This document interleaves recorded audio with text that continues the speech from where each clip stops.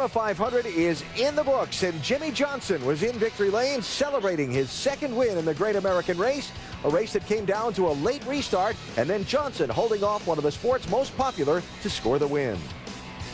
Jimmie Johnson continuing to show the way. Nobody stepping out of line. Here comes Dale Earnhardt Jr. He'll dive to the bottom. He's got third. He's going for second. Earnhardt going for the lead. Tucks in the line behind race leader Jimmie Johnson. Off of turn number 4. It's the low Chevrolet. Johnson leads off the corner. Jimmie Johnson takes his Chevrolet to the bottom of the racetrack. Dale Earnhardt Jr. will look to the inside, look to the outside, but he will not get it done. And Jimmie Johnson has won the Daytona 500 for the second time in his career.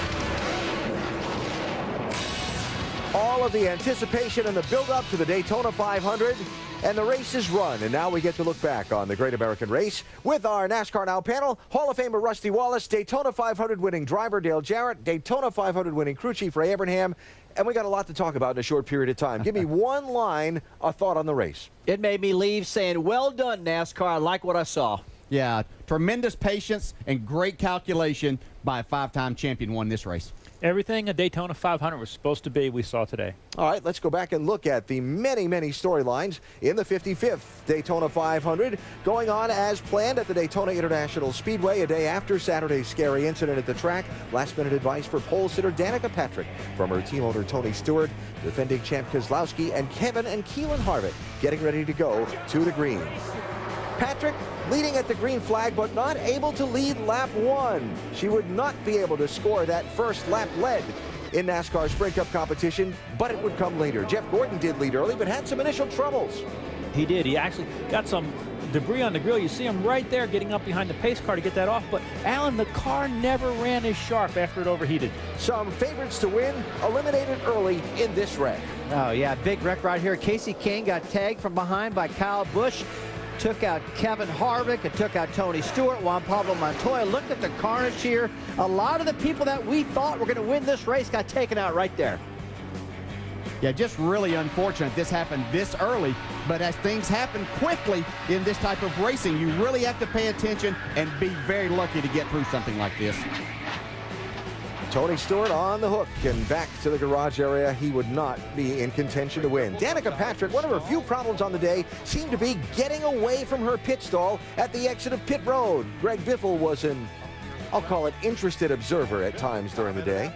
That's where the camera's at, but I guess her crew chief told her to run everybody out through the grass. It'll be a long year if they're going to play like that. More efficient to go straight ahead than it is to try and turn and go. It's all right. Yeah, it'll be fine. She'll take care of herself.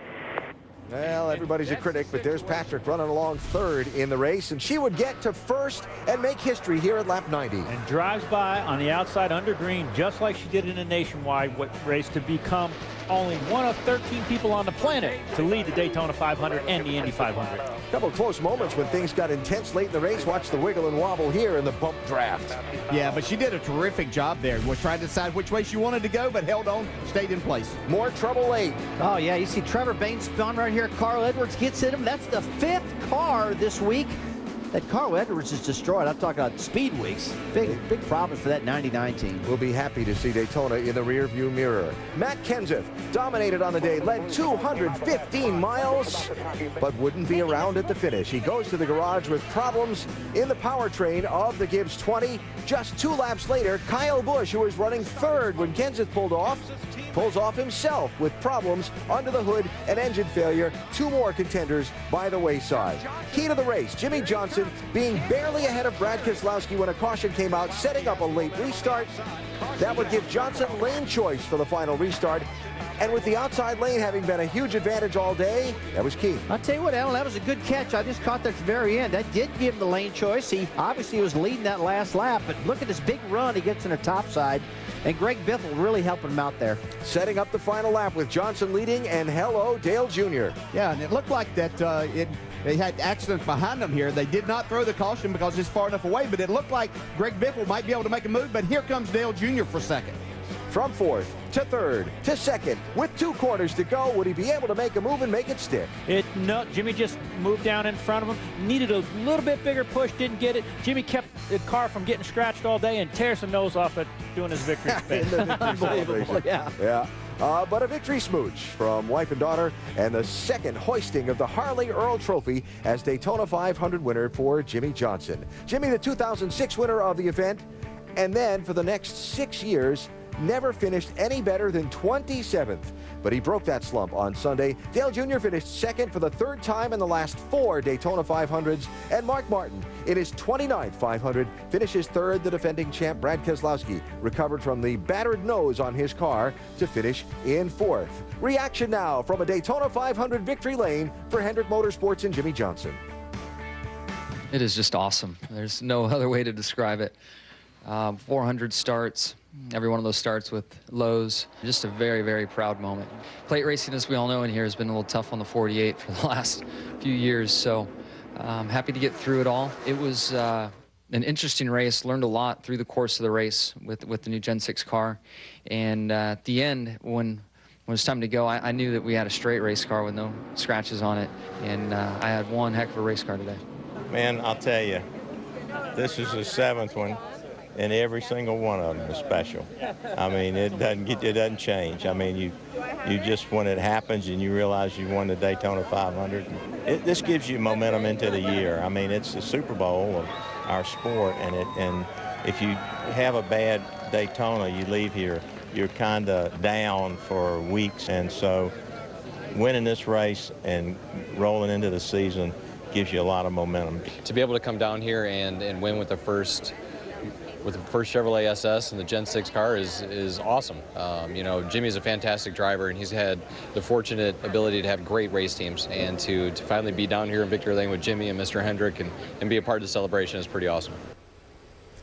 Well, Jimmie mentioned that 400th career Sprint Cup start, and he scored the win in that. The 6th driver in series history to win in his 400th start, and 4 of the other 5 are in the NASCAR Hall of Fame. Dale Earnhardt, Richard Petty, David Pearson, and Lee Petty, and that's a pretty darn good club to be part of. I thought a couple of key moments of the race that stood out to me. There was a restart with 19 to go, and Jimmie had the inside lane, Brad Keselowski had the outside lane, and that inside lane fell back. And Jimmie worked and worked and worked and worked the draft to get up to where he was racing with Brad for the lead when the next caution waved, and he had the lead by a couple of inches at that point. Key moment of the race. No, I agree. It was a key moment of the race. He was right there. He was just in the right position. He worked on that bottom lane for a long time because he got way back, finally got himself up there, and then on that restart, took the lead, and they got lane choice, and that was the winner move right there. Yeah, I think that Jimmie did something that we didn't really see anybody else try, and that was to stay in that bottom lane. He had plenty of help. He said a number of times that you needed a lot of cars to make that work. We had Denny Hamlin and a number of others that were trying to make that happen. They would run up there, fall back, but at the right moment, he was just far enough ahead to get that lane choice at the end and winning strategy. And Ray, looking at that team right there, there have been some changes in that team over the winter, and yet Chad Knaus brings this group back to Daytona and wins his first Daytona 500 as a crew chief. It was really neat to see that too, because as you know, Chad was several NASCAR penalty time when Jimmie won in 2006, and their lead engineer Greg Hives went over to Junior Motorsports to work on that program. But you know, that's the 7th Daytona 500 for Hendrick Motorsports, and that plan, the engine shop, Doug Ducart, and all the guys over there, they do a great job. Mr. Hendrick's focus is on the speedway stuff. Daytona's a big deal to him, so they put a lot of effort into it, and it certainly showed today. We will hear more from Jimmie Johnson when he joins us in the ESPN pit studio a little bit later on in the program. Second win in the Daytona 500 for Jimmie Johnson. Still to come, we'll dive Patrick and more from Jimmie Johnson, including why he tore that race car up. As NASCAR Now continues from Jimmie Johnson spraying the champagne as winner of the 55th Daytona 500. He'll have to polish that trophy all up after that, but I'll bet it was worth it to Jimmie and the rest of his team. Problems on Sunday for Jimmie Johnson until his post-race celebration, but the Daytona 500 winner will join us in the pit studio to talk about it next. Ray Lewis, Super Bowl champ, congratulating the Daytona 500 champ after in victory lane. A nice moment there. Sunday's Daytona 500 required determination and calculation, and no one did it better than the 5-time champ Jimmie Johnson, who won the Great American Race for 2013. With more, here's Marty Smith. The respect Jimmie Johnson has among his peers was made readily obvious Sunday evening at Daytona. Amid the champagne shower and barrage of congratulatory slaps on the back, driver upon driver upon driver eased into victory lane to shake his hand. It means a lot. I mean, that hits me deep. You know, we race against one another and do some awful things to each other out on the track as competitors, but it's the ultimate nod. You know, it means a lot to me. Jimmie wants it as bad as anybody I've ever known. All he thinks about is winning another championship and winning races, and his total dedication to the sport and to his family. I'm just really happy for him. He's a deserving champion, and he's done a lot for the sport. No matter how dominant a team or athlete is, success at the professional level is fleeting, making moments like this even more significant. When you're living through all those championships and winning those races, it's happening and you're going through the motions and you're excited, but then to be here in this moment, we lost the championship last year, and you just don't know when you're going to win another one or another championship, another race, and this is such a big deal. So it feels different, definitely. It feels great. One of the drivers that stopped by victory lane to congratulate Johnson, his teammate Casey Kane. I asked Kane if he'd ever met a driver that was more respected than Johnson. Nope, he said, and I never will. From Daytona International Speedway, Marty Smith, ESPN. And we are joined in the ESPN pit studio by the Daytona 500 winner for a second time, Jimmie Johnson. Congratulations. We begin the questioning quickly with the man seated immediately next to you. Not a question. Want to know the Hendrick engines, strong all week, not just in your cars, but the Stewart-Haas cars. Danica's car, really strong. Yeah, the motors were awesome. I mean, we had a lot of speed in our car. We didn't necessarily have the qualifying speed that others did, but our agenda all along was to have a good car for the 500, and we gave up a little bit of speed in qualifying as a result. But that Hendrick power, it was evident on qualifying day how much is under the hood, and it showed again today in the race. Jimmie, I want to go back to something earlier in the week that I saw you and Chad, I guess, made a choice, mostly runs in practice by yourself. Did you feel like that finding speed in the race car was more important than learning how to draft with this new car? We really did. I mean, you have 500 miles to kind of sort it out, and I know what I'm doing out there, so It wasn't too big of a concern there. You know, we knew that handling was going to be important, and we wanted to see how much each change that made the car handle better, how much speed did it knock out of it. So we kept making compromises with the car each practice session, narrowed in on kind of how we wanted the car, and it paid off. Jimmie, looks like late in the race you pretty well got locked up in that bottom lane, and that top lane all week long was really rolling. Seemed like the fastest part. Did you know you had a pretty strong car when you got locked on the bottom? That old baby was kind of trucking forward a little bit for you? Yeah, especially late in the race like that. That was a great sign to me that I had a fast race car. And truthfully, the caution coming out when it did, when it just surged past the two, put me in position to win the race. If we stayed green at that point, I hope that I would have gotten into that outside lane, but there were a lot of guys in that lane, and I'm not sure I would have gotten in there and had a good finish. What'd you think on the last lap when you looked in your mirror and you saw that 88 car coming quickly?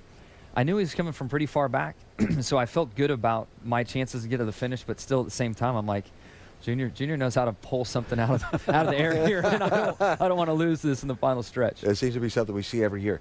You just won the Daytona 500. Can you put into words what that means? No, not yet. I mean, it's tough to do. It just means so much to me. It means so much to Rick Hendrick, to Lowe's, our race team, all the time and effort that's put into these race cars to go out here and do our job. So I'm happy for the company. I'm happy for all of our sponsors involved. Won the first Gen 6 race, which is really cool. I did that for Chevrolet and their SS. My family was able to enjoy the moment with me. It's just really, really cool and something I'm very proud of. And one last thing to add is my name is on that big trophy with the best in motorsports that have won the Daytona 500. So I'm very proud of that. A lot of history there, and your name is indeed on that Harley Earl trophy for a second time. Thank you for stopping by, and congratulations. Thank you. Thank you, guys. Jimmie Johnson, winner of the 2013 Daytona 500. A big finish for Jimmie Johnson on Sunday in the Daytona 500, and when we return to the World Center of Racing, a big finish for NASCAR Now from Speed Weeks 2013. They say a guy. Daytona 500 winner Jimmie Johnson will be at ESPN's World Headquarters, appearing on many shows, including NASCAR Now, presented by AutoZone. He'll join Nicole and DJ, 9:30 Pacific Time, Monday on ESPN2. Hendrick Motorsports cars finishing 1-2 in the Daytona 500. That's the third time the team's accomplished that. Last time, 1997, they finished 1, 2, and 3. And a couple of great finishes. Michael McDowell for Phil Parsons Racing, 9th place finish. J.J. Yaley for Tom Baldwin Racing, a 10th place finish. Tip of the cap and an outstanding performance for both of those teams on Sunday. And as we get set to wrap it up from here, final thought on the Daytona 500. Alan, I thought it was a great Daytona 500. I really give a good grade to the new Generation 6 car. Yeah, it was a great race, and, you know, we expect good things and big things from Jimmie Johnson. Congratulations to him. Most impressed by Danica Patrick's day. She did an outstanding job.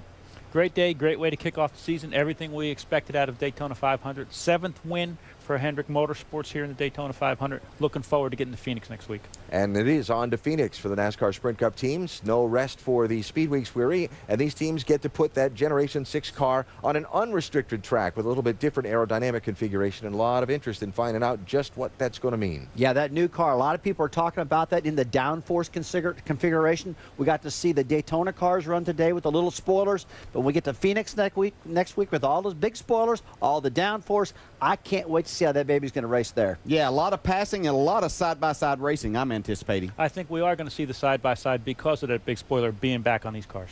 Look forward to it, and thank you so much for all your efforts during Speed Week. So the Daytona 500's 55th edition is in the record books, and the name inscribed on the Harley J. Earl Trophy as winner of this year's race, Jimmie Johnson. His name on that trophy for a second time, and as he told us earlier, really goes on there with a lot of other racing greats. It means a lot to him. Thank you so much for joining us from the Daytona 500.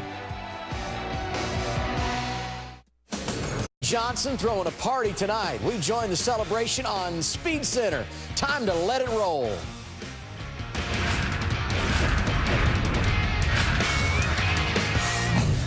Saturday's headline in Daytona has spilled over into today. 28 fans injured when debris flew from cars on a last lap crash in the nationwide race. All the latest on that story later on. We start with the granddaddy in stock car racing. Of course, today, the 55th running of the Great American Race, the Daytona 500. Sam Hornish Jr. here with us to break it all down.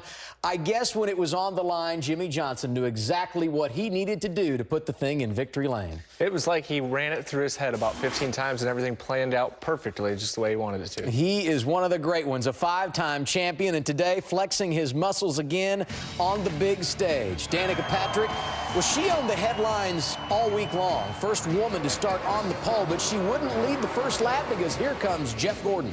Yeah, Jeff did a really good job of keeping with her and able to use the side draft to get himself out and get the lead. Don't worry, folks. Danica would have an opportunity on point. Gordon, of course, has won 3 Daytona 500s. His teammate crashing out here at lap 33. Kane coming down. He hits Montoya. He also takes out Harvick and Stewart. Kyle Busch reacting to the accident. That was my bad. I was lifted. I got into a light. Almost I got help from behind before or after I hit him, but my bad.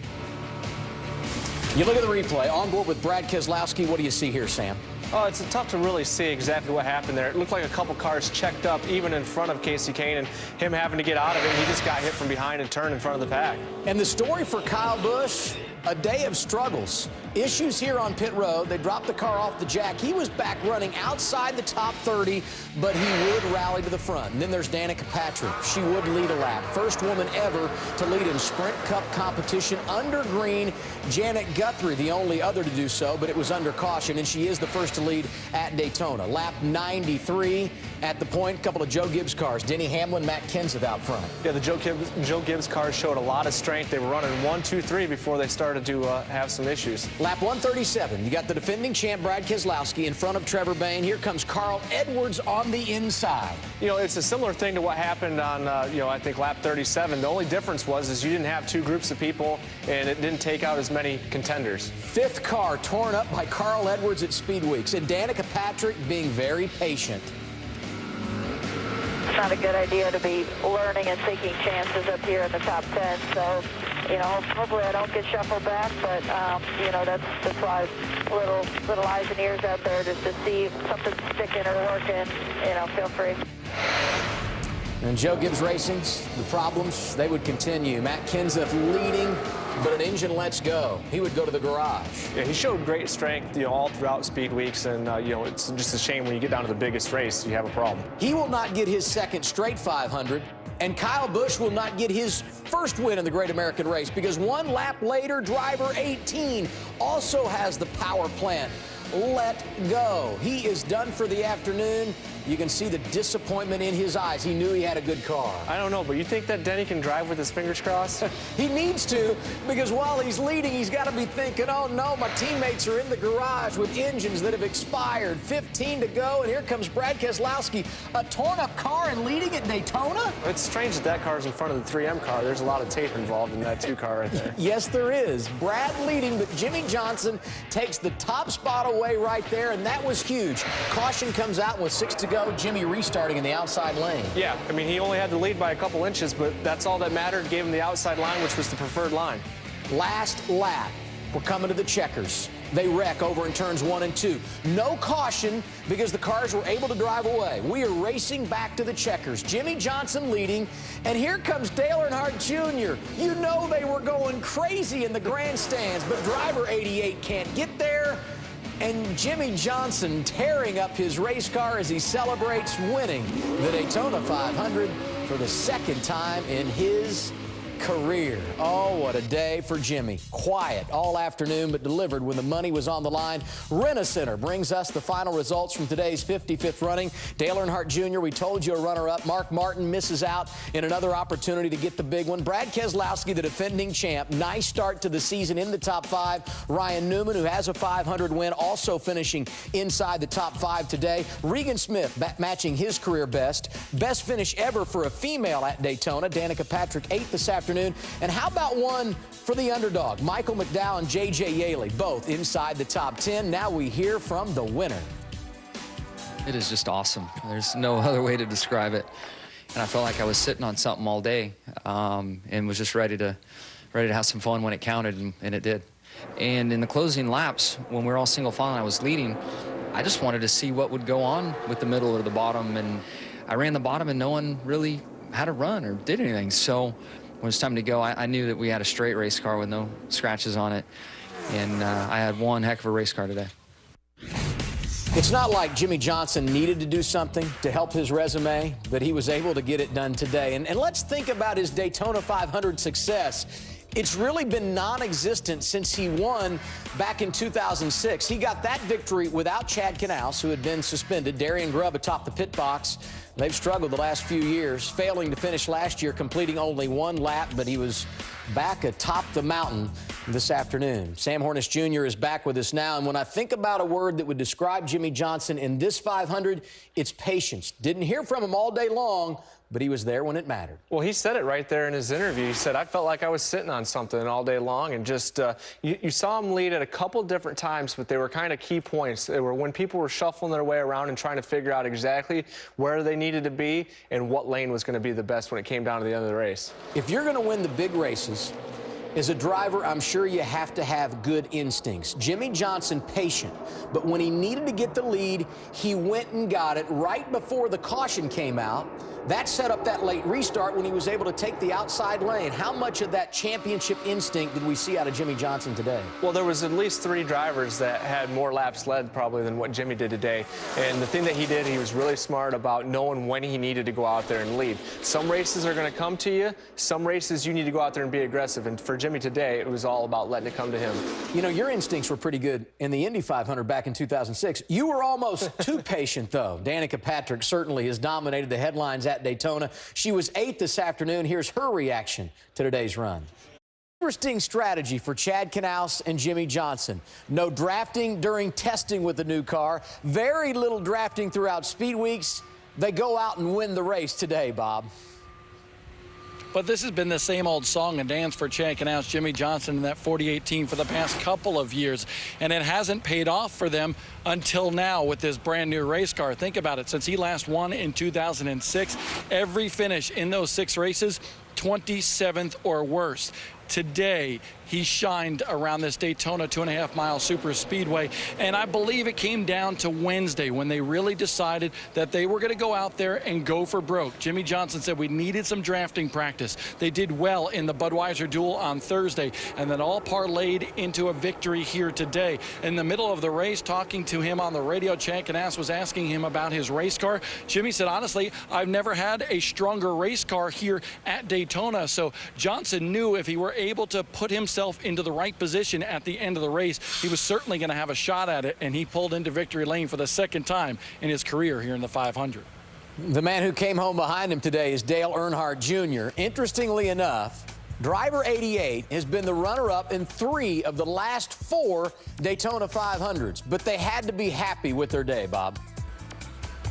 They were, and I talked to Junior after this race, and I asked him on that final lap, was that a calculated move or did he just go for broke? And he said it was really kind of a calculated move, because with this brand new race car, every driver was trying to figure out how they would approach that final lap, when they would make that move that they needed to make. And Junior said he made the move when he wanted to, and he thought it was pretty good. But the bottom line is, when he came out of turn number 4, he just ran into a wall. He had no more momentum to get by Jimmie Johnson, his teammate. You know, in hindsight, maybe make that move just a little bit later, but it was like a science project today for all of these drivers, and Dale Earnhardt Jr. agreed with that sentiment.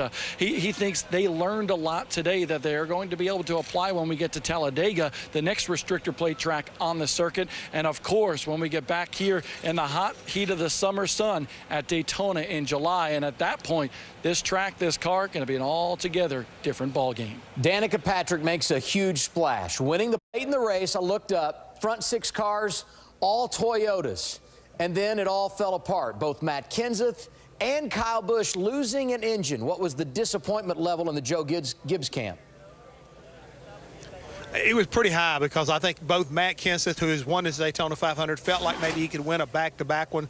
And then coming in as far as Kyle Busch was concerned, after winning the duel, he felt like he had a car that was handling well enough and they could make the move on that last lap to put him in victory lane here at Daytona. And when that didn't happen, yes, they were definitely very upset about it. But I think both of them realized that they showed they had the speed. Now all they've got to do now is build the durability in it. And if there is a concern as far as Joe Gibbs Racing is concerned and TRD, they've got to get these engines where they'll run for 500 miles when they're put under this kind of a load. Because if you remember last year, the big Achilles heel for Kyle Busch was the fact of the engine program. Every time he looked like he was in a position to win, they had an engine problem. So they better get a hold of this early on. Otherwise, this could be a long and very miserable season for anybody from Joe Gibbs Racing, and especially Kyle Busch. And you talk about disappointment. 2 of the pre-race favorites really out before they even got going. Kevin Harvick, who won the Sprint Unlimited last week, won his dual race on Thursday, and Tony Stewart, who is still looking for his first win in the Great American Race.